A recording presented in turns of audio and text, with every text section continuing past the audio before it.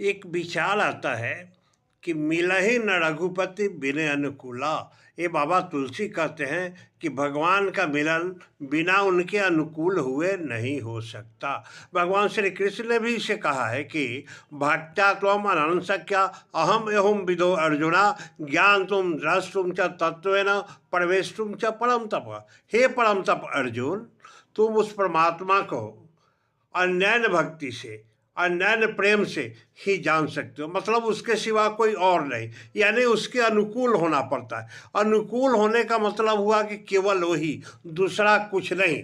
जैसे मीराबाई को केवल एक गिरधर गोपाल दूसरो न कोई, वैसे ही उस परमात्मा के अनुकूल होना पड़ता है। यही तुलसी बाबा कहते हैं कि मिलहि न रघुपति बिन अनुकूला।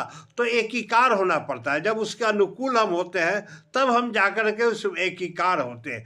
अनुकूल होने का मतलब हुआ वैज्ञानिक दृष्टिकोण से कि हम उनके तरंगों में आवें, हम उनके वाइब्रेशन में आवें, हम उनकी फ्रीक्वेंसी में आवें, हम उनके डायमेंशन में आवें, यानी हम पूर्ण रूप से उनके शरणागत हों। जब पूर्ण रूप से शरणागत होंगे तभी जाकर के हम उनके साथ एकीकार होंगे। ये होता है अनुकूल होना।